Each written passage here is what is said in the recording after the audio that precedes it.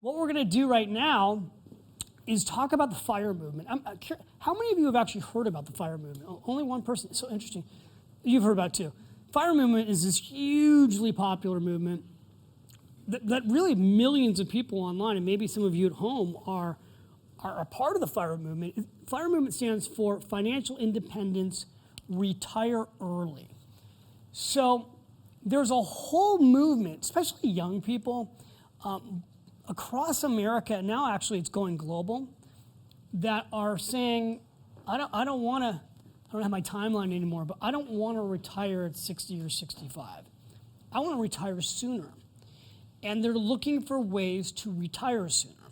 And I'm going to kind of walk you through what people are doing and how, if you want to be one of those people, what you need to do. So the first question to ask yourself is, why would you want to retire early? And I think does anybody here who doesn't have an employer watching want to retire early? Because if you're home, you're like, yeah, I do. I want to retire early. I think it's really important to ask yourself why. What I've found is the answer is actually not being in a position to not work. When I really dig into why people want to retire, it's usually because somebody wants to stop doing something they don't like.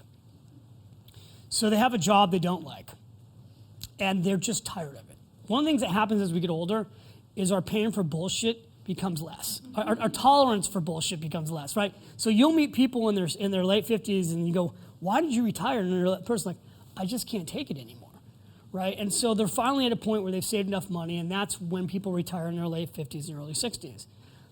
But when you step back and go, okay, I know what you don't like, so tell me all the reasons why what you're moving away from.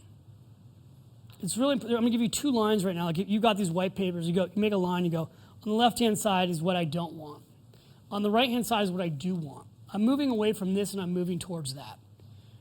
What I'm seeing is the people who are having success in the FIRE movement, they have clarity around 3 things. 1, they have clarity around the dollar amount that they feel it's going to take them to be free. And the critical thing to say here is different for every one of them. It's different for every one of you. Some people are like, when I have $250,000, I'm done. And they're going to go live a super low-cost lifestyle, and they're going to figure out how to make it work. Some people are like, I need $1 million, I'm done.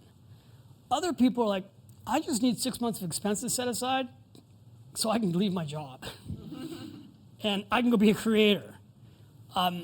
That's why, to me, it's not so much about being done. Like the critics of the FIRE movement are obsessed with the fact that, well, these people are going to retire early, and they're not going to save enough money, and they're going to run out. The people I meet in the FIRE movement, they're not actually retired. They've left a job they don't like. They're doing something else. They've figured out a lifestyle that doesn't involve having a corporate job that they don't want anymore. They've found freedom in another way. Does this make sense? So I've decided to rename this movement. Well, I can't rename the FIRE movement. I'm going to just call it my own movement. I'm naming it the FIGHT movement. FIGHT stands for Financial Independence to Transition Early. Because I think what more people need is a transition plan. You know, when I took my sabbatical, you heard me talk about with Chase earlier, at 46, I was burnt out and tired and not enjoying what I was doing, even though it was my dream. I was still tired. And that year off gave me a reboot on life. It didn't recharge my batteries, it replaced my batteries. That was a transition. I didn't know that that's what it was, but that year off transitioned me emotionally, spiritually, physically, energy-wise, creativity-wise. And I was in a financial position to take a year off. I'm taking another year off. I'm getting ready to go to Florence, Italy for a year. Now I'm 52. And I'm going to have a year with my family to go abroad.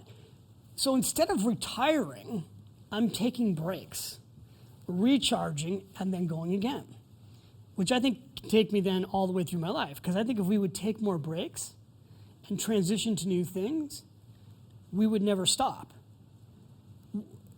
They used to say, like, you should replant yourself every 7 years. I don't know if you've ever heard that phrase, but there's a point in anything that you do in life, after 7 to 10 years, usually you've mastered it.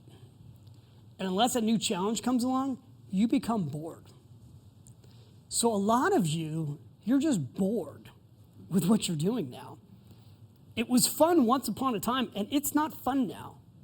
And then eventually, instead of being bored, it becomes BS, right? Because once you're bored, then it usually goes the opposite way.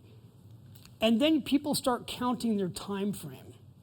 Oh my God, I've got 15 more years of doing this. Well, rather than be that person in their 50s who's forced out, I'd like to help all of you transition, if you want to. So what does it take to transition? There are a couple ways to transition. You can transition to never needing to work. You can also just transition to, I need this much money to go do the next thing. So some of you are asking, like, how do I prioritize? One thing to ask yourself is if you're here because you're a creator and you've got an idea for a business and you want to go for this new thing, how much money do you need to set aside to get there? Most of you, if you had a year's worth of expenses set aside, you would feel comfortable taking the risk to leave your job. It's always fascinating to me how much money people feel they need for their whole life to change.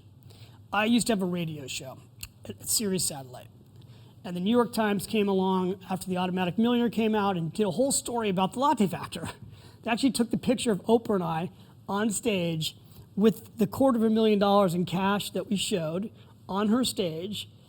And so there's a picture of that in this article, and he spent the day with me in a radio station, and he tracked his latte factor, and he talked about how it changed his life. One of the things he said, how much money does it take for a person to change their life? I said, how much money do you think it takes? How much money do you think people really want? I go, let's ask on the radio. And I had everybody guess in the studio. Most people thought the amount of money that people would want, like if I gave you this much money, it would change your life. Most people thought it was going to be $1 million. And I said, it's going to be 10 grand or less. That the average person, $10,000 would totally change their life. And the phone calls start coming in, and it's like that. $1,000, $5,000, $10,000. Only one person said I need $1 million. So the thing is, a lot of you need a lot less money to transition to your new life. You saw me talk about the 50-20 formula early on. I just want to go back to this, though, because for those of you, I think $1 million is a great number to work towards because there's 5 billion people in the world and 42 million are millionaires. So still a small, tiny portion. And like 99% of Americans aren't millionaires. That's why when I wrote The Automatic Millionaire, people are like, well, why millionaire? Because 99% aren't millionaires yet. So what does it take to get to $1 million? You want to get there faster? It's $50 a day for 20 years at 10%. Boom, $1,139,000. 30 years, $3,390,000. $50 a day for most people is 2 hours a day of their income. For most people. A lot of you make more than that. For some of you, it's actually 1 hour a day of your income. If you want to retire early, this is a slide that is going to just be annoying because it's what you actually have to do. It's this simple. You have to spend less. You typically need to make more. In an ideal world, you do both, spend less and make more. You need to invest more aggressively, which doesn't mean going and buying Bitcoin, but you have to be in assets that are getting higher rates of return. You need to track it daily. The one thing that people in the FIRE movement do is they are obsessed with tracking their net worth. And they measure it, and they measure it. And they blog about it publicly. That's kind of how the FIRE movement got going, is people were like, I'm going to save this money, I'm broke, I'm going to track it, I'm going to show you every day. And by doing that, other people started encouraging each other. So you got to spend less than you make, you got to cut your expenses, you can grow your income, and the best approach is to do both. I just want to show something here because we have so many entrepreneurs that will watch this. People underestimate how small amounts of money in extra income, if saved, can change your life. So if you grow your income by $500 a month at 8%, in 20 years, you'd have nearly $300,000, assuming you saved it all. In 25 years, you'd have nearly $500,000. In 30 years, you could have $750,000. It's $500 a month. You could drive Uber today and make an extra $500 a month. Not a day, but a month. You could be on Fiverr today and have a job part. Like, there's so much you can do today to bring in extra money. You could be in multi-level marketing. What if you did $1,000 a month? $1,000 a month in 20 years, you could have an extra $592,000. Again, if you saved it. And I'm using 8%. 25 years, almost $1 million. 30 years, $1.5 million. Small amounts of money can change your life. A lot of you as entrepreneurs who are doing well, this is a pretty amazing number. And I know a lot of people don't believe they can make $10,000 a month. But a lot of people do. As entrepreneurs, look at these numbers. Like, you could be broke right now. And if you could figure out how to make an extra 10 grand a month with an online business, with going through Create It Live's classes, I don't know, there's 10,000 hours on Create It Live. If you just started studying some of these classes online, I think you could probably figure out how to make more money. And it adds up, right? Provided you keep it. What do most people do when they make an extra 10 grand? Totally change their lifestyle. Buy a bigger home, get a new car, and before you know it, they haven't made any more money.